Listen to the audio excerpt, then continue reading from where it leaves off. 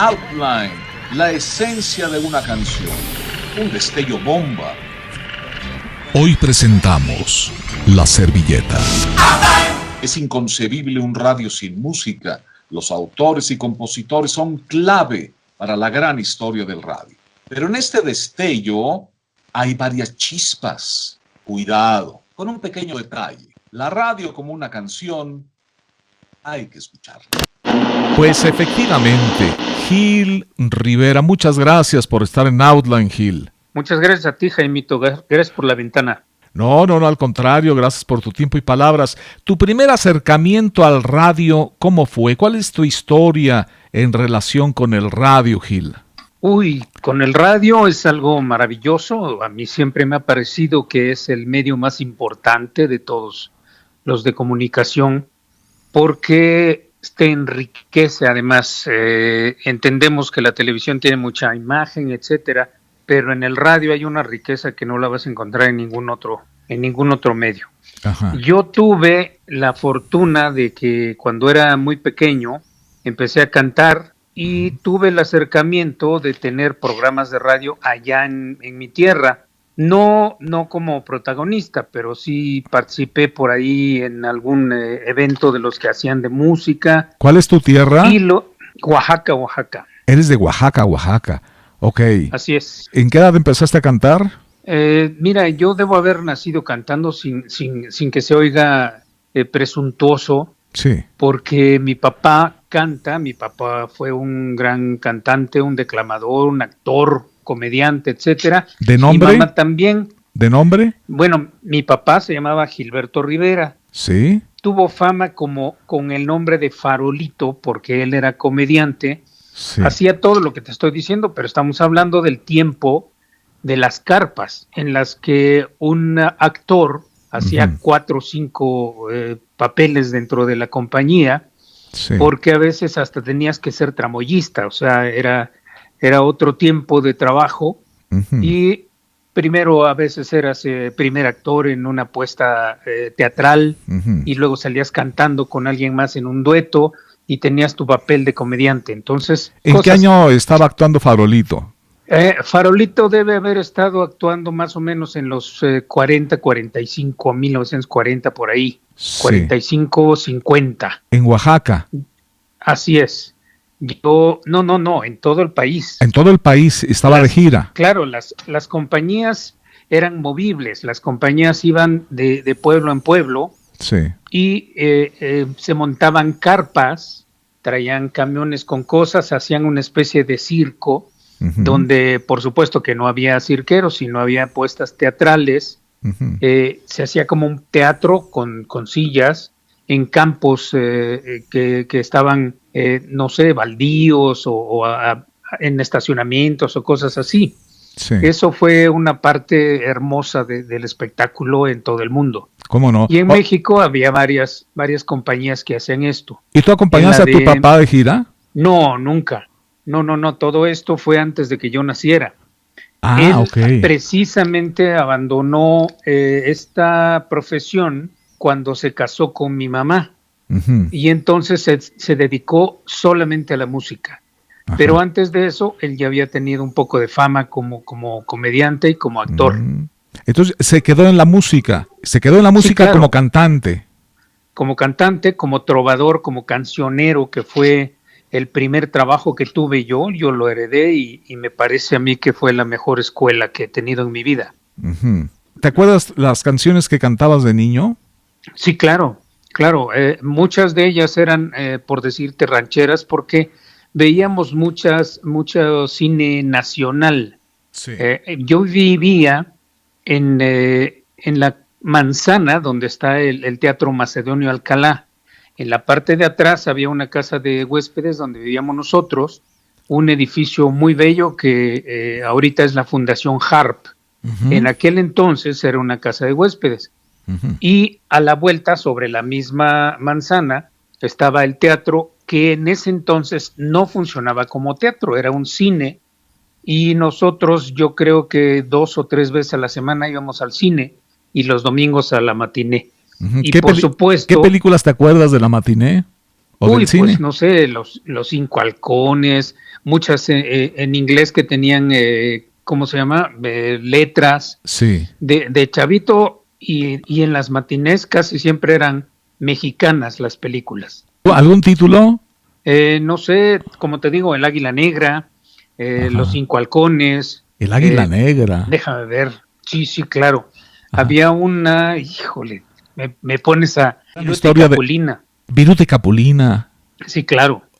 Excelente. Estos son unos pequeños destellos de la gran historia del radio, así que regresamos al radio. Me dijiste que por la música, por ser cantor, estabas más pegado al radio. Entonces tú ibas al radio en Oaxaca. Sí, bueno, primero participé en algunos programas de radio de canto infantil, que eso fue muy esporádico. Pero cuando ya me dediqué yo a cantar como trovador para poder mantenerme en la carrera de arquitectura allá en Oaxaca y que empecé a tener más cercanía con la radio, tuve hasta un programa de radio donde cantábamos con la guitarra, otros dos amigos y a veces yo solo y así eran participaciones. ¿Cómo se llamaba el programa y qué estación? Híjole, ya no me acuerdo. Era la XCAX y la XCOA. Ajá. En Oaxaca, y deben haber sido programas de canto para las madres y cositas así. ¿Y en qué año? ¿Qué año estamos hablando? ¿En qué año estabas en arquitectura? Estaríamos hablando más o menos como del 69, 70, más o menos 71, por ahí. Ajá. 1971, que estaba yo en Oaxaca, y al mismo tiempo yo era vocalista de un grupo que en aquel entonces era el grupo más famoso de Oaxaca, que era el del maestro Manuel Bustamante Gris. Y en aquellos acercamientos en una cantina me encontré yo a un gran amigo, Enrique Tort Parada, que era gerente de productos de la RCA. Y él fue el que me invitó a venir a México a hacer una prueba. Por supuesto que esto y las participaciones en radio fueron extraordinarias. Al mismo tiempo que era yo estudiante de arquitectura, hicimos muchos programas con la Universidad Autónoma Benito Juárez de Oaxaca y algunos de esos programas se transmitían por estas dos estaciones de las que te comento. Eso ya era a nivel universitario y a nivel estatal, porque mi universidad siempre fue muy inquieta culturalmente. Entonces, cada mes hacíamos una especie de viaje al interior del estado, a la sierra, a la cañada, al istmo, a varios lados, donde se llevaba una caravana en la que actuábamos un trío que yo tenía que se llama Trío Cintalí, la estudiantina, se llevaban médicos y enfermeras, a veces pues para vacunar o para dar atención médica, se llevaba una asistencia jurídica también de los estudiantes de leyes, y así era todo un programa de asistencia que yo me imagino que debe haber seguido subsistiendo cuando yo me vine para México. O sea, viniste a la prueba cerca del 69. No, yo me vine en 1975. Ah, hasta el 75. México. La prueba en RCA fue en el 75. Así es. ¿Y luego en qué consistió la prueba? Pues tuve que cantar ahí en el estudio ante los directivos, que en ese entonces eran don Luis Cutolenc, don Guillermo, ¿cómo se llamaba? Déjame acordarme, Eduardo Magallanes, y los que me oyeron cantar, pues. ¿Y cuál cantaste? Debo haber cantado una canción de Luis Demetrio. ¿Cuál? No me acuerdo cuál es, pero espérame, a ver si me acuerdo. La puerta se cerró detrás de ti. ¿Esa no es de Luis Demetrio? Sí. Pues sí, claro, bellísima. Tal vez esa es la canción que canté. De todas maneras, canté algunas canciones de lo que cantaban Los Ángeles Negros, que eran los que estaban en el auge cuando yo vine a hacer la prueba, y canté 2 canciones en inglés, una que se llamaba Yellow River. Oh, sí. Sí. y Yesterday de los Beatles. Oye, nada más. Y afortunadamente, pues, ¿Y las piernas iban a contratiempo? No, muy tranquilo, creo, la verdad. Ah, sí. Entonces siempre has sido bien tranquilo. No, siempre he tenido nervios hasta ahorita todavía cuando hago mis conciertos. antes de entrar al escenario siempre tiene uno nervios, y qué bueno, porque eso quiere decir que lo que va uno a hacer es importante. Claro, ¿no? Tienes responsabilidad. Bueno, ¿y la prueba qué era? ¿Te quedaste en RCA? ¿Te grabaron un disco? Afortunadamente sí, me hicieron, firmé por 2 años y grabé primero, bueno, yo ya tenía canciones y se las mostré y no les gustaron. Y grabé canciones, una de Roberto Cantoral, una de Vicente Garrido, una de Víctor Manuel Mato y una de, bueno, esas 3 grabé, pero tuve pues no muy buena suerte porque, bueno, yo nunca me he sentido un Adonis en absoluto porque no lo soy. Soy moreno, no soy tan alto, mido 1.71 y esto fue para sacarlo en 1976 y para ese año se había nombrado a Emanuel como la voz del Heraldo del 76 y entonces mi lanzamiento se quedó en stand-by porque tenían que dársele toda la preferencia a la propuesta de Emanuel. Emanuel también de RCA, por decirlo. Sí, por supuesto. O sea, Emanuel lo lanzó. Era tu compañero en RCA Víctor. Así es. Ajá. Sí. Y entonces se fue retrasando mi producto hasta el grado de que yo me empecé a desesperar y no sabía qué hacer y luego me fui de la compañía y se quedaron ahí enlatados esos temas. Se editaron 2 discos sin que yo terminara un disco grande, un LP. Y por supuesto, al mismo tiempo tuve cercanía con la radio, regresando al tema, y el primer programa que yo tuve aquí en México fue con Rubén López Córdoba, en un programa que se ponía medianoche en la XX. Creo que se llamaba Por los Caminos de México, creo. ¿En qué año? Eso, 1975-76, por ahí. Ok. Oye, tú mencionaste algo, te voy a hacer la pregunta, no es mucho el tema central de esto, pero todo tiene que ver. Mencionaste, bueno, claro, es que soy moreno, de 1.71. ¿Esto es importante para un cantante? Yo creo que en la actualidad no, pero ha habido épocas en las que sí hubo mucha preferencia. En ese tiempo, precisamente, 1975, 76, por ahí, había grandes compañeros, que yo nunca los voy a criticar, pero que tenían ojo clarito, güeritos, etcétera, un poquito más al tipo sajón, lo cual, qué bueno, ¿no? Que fueran buenos artistas que hicieran esto, pero normalmente nosotros, los que éramos no tan agraciados o de un tono más oscurito, pues teníamos un problema real. Entre ellos te comentaría el mismo Macías. Yo te lo puedo jurar, a mí me parece uno de los mejores compositores que ha habido en español, y tenía un producto extraordinario, pero lo mismo sucedía. Si no tenías atrás una compañía que estuviera pagando, y aquí me meto a un problema real que existe, que es el cohecho que se da a las estaciones de radio y a los programadores para que las canciones sonaran, pues simplemente no podías funcionar, ¿no? Óigase la verde y redonda historia de La Payola. Así es. Bueno, hay todo un destello, hay todo un destello especial, se los recomiendo que lo escuchen. Pero, y yo insisto en la pregunta, te voy a hacer un poco un marco histórico. Hicimos un programa especial del rock aquí en Los Destellos de la Gran Historia del Radio.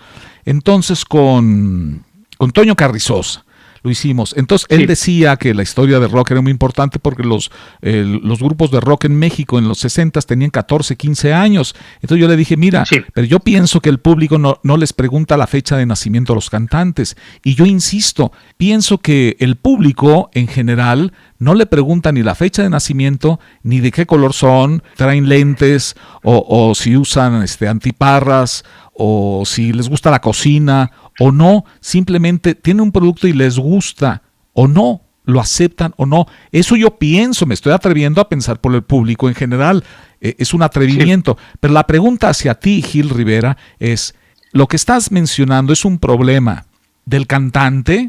¿Es un problema de algún ejecutivo de la casa discográfica o algún buscador de talentos?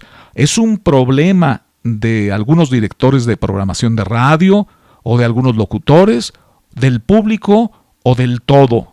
Bueno, yo no creo que sea del público, salvo que, por supuesto, que si tú presentas a un artista guapo, pues es algo lógico que tiene una gran aceptación con el género opuesto. Sí. Los guapos con las muchachas y las guapas con los muchachos. Eso es algo lógico ya de entrada. Sí. Pero cuando ellos pueden exponer su arte, pues va a haber gente a la que les va a gustar lo que estén haciendo. ¿De Sí. acuerdo? Ajá.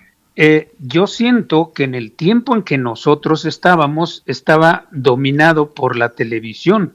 Había un furor extraordinario por Televisa, por el Canal 2, por el Canal 5, y todo lo que se presentaba en la televisión tenía ese aspecto. Los comerciales, etcétera, iban encaminados a ese color de piel, etcétera. Uh-huh. Y te comento algo, los directores artísticos de las mismas compañías intentaban por la misma cuestión hacer cantar a muchachos bonitos y no darles imagen a los feos que hicieran un buen trabajo. No sé si me alcance a explicar. No, sí, no, entonces, está muy clara tu posición, pero yo tengo, ya le vamos a cortar ese tema para seguir con tu historia, porque está mejor tu historia, pero yo insisto, Gil. Nada más que tú comentaste del público, y yo te voy a decir una cosa, el público nunca ha tenido acceso real a las producciones. Es correcto. Desgraciadamente el público solo consume lo que las compañías publican y lo que la radio programa. Es correcto, también. El público no tiene la menor idea de que puede haber un extraordinario compositor escondido allá en una compañía que no le da la menor atención. Sí. El público no tiene esa prerrogativa, nunca la han tenido, no tienen ese chance. El público solamente va a ver lo que la radio o lo que la televisión les dé. Así es. Y entonces no son más que víctimas del programador. Perdón que lo diga de esta manera, pero es cierto. No, así es, una realidad. Entonces, dime tú hasta dónde el público podría realmente tener el poder de elegir o no, si simplemente no sabe que existe un buen jabón, si el único jabón que le promueven es el de color verde, por decir. Así es, así es. La gente llega a la tienda y va directamente a agarrar el jabón verde. Y podría ser que el jabón blanco con puntitos rojos sea el mejor que haya probado en su vida, pero no lo va a saber nunca porque está perdido entre los otros productos que hay en la tienda. Eso es algo que además la publicidad se ha encargado de exacerbar esta preferencia, pero eso tendría que ver con la publicidad. Yo tengo una canción que se llama Negocio y que dice, si me permites, ya después si no alcanza el tiempo podrás editarla si quieres. Habla de que yo tengo un producto para vender y dice, propongo negocio, requiero de socio con mucha deshonestidad. Y yo pongo etiquetas con letras perfectas y buena credibilidad. En tele y en radio 2 buenos horarios y la mejor publicidad. Y a vender, a vender, a vender. Luego dice, hay tanta basura que ya nos inunda y cada día existe más. Yo pienso envasarla en cajas doradas que luego deben anunciar. Si quieres ser joven, si quieres ser sexy, no debes dejarla de usar.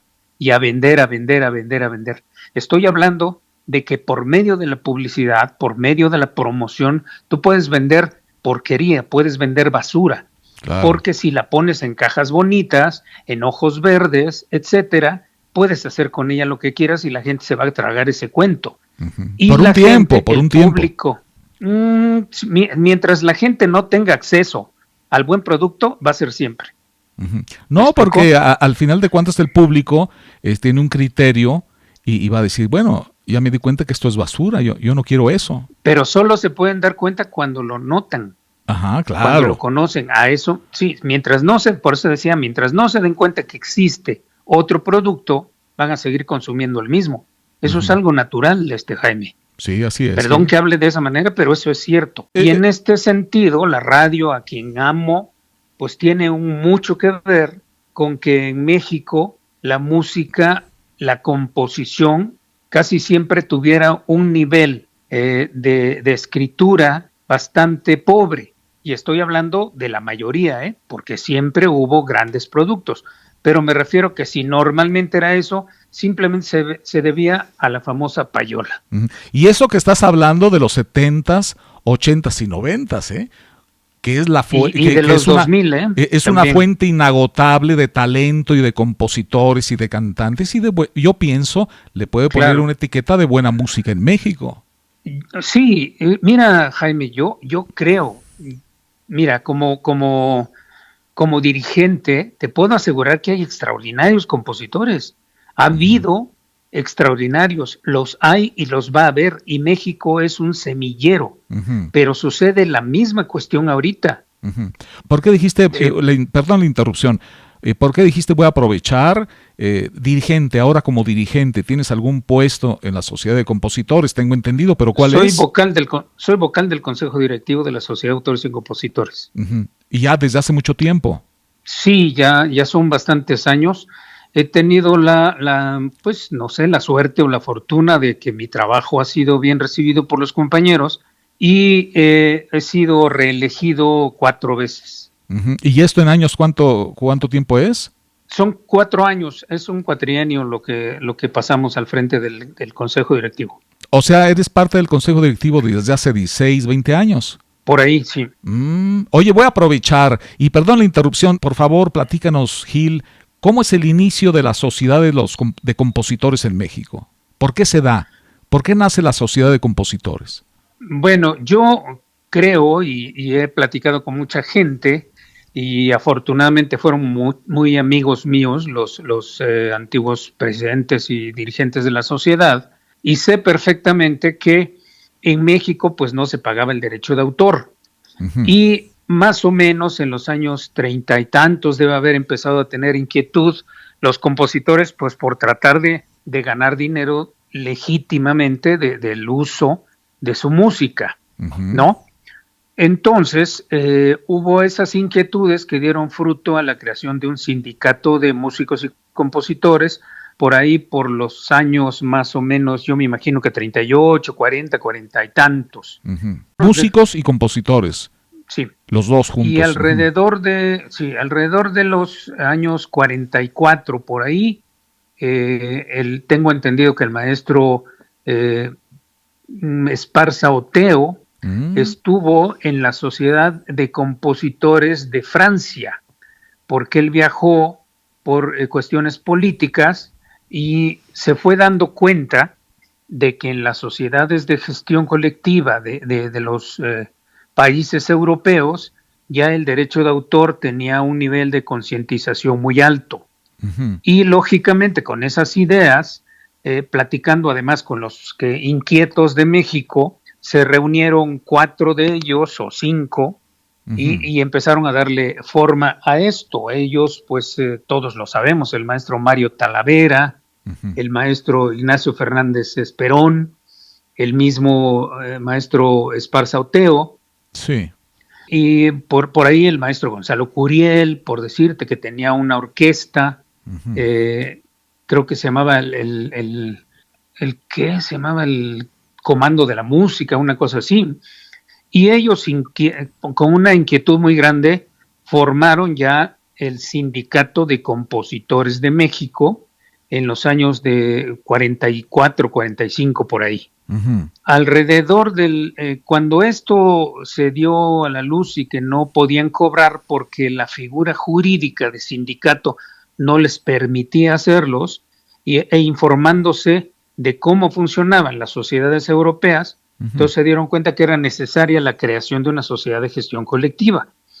Y esto ya tuvo forma el 22 de marzo de 1945, cuando se llevó a firma el acta constitutiva de la Sociedad de Autores y Compositores. Hoy mucho tiempo, yo pensé que era más nueva, o sea, desde el 45 existe la Sociedad de Compositores.